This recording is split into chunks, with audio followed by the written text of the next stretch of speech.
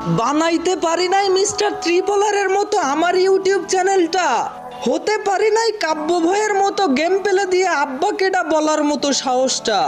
না আমি সিজন 2 এর তালহা গেমিং এর মতো প্রতিটা ভিডিওতেই হাসানোর জন্য পাবো অ্যাওয়ার্ডটা, পারি না আমি স্নাইপার চালাইতে কুরুল গেমিং এর মতো, আমি এক নিরুপায় ইউটিউবার রিঙ্কু ভাইয়ের মতো,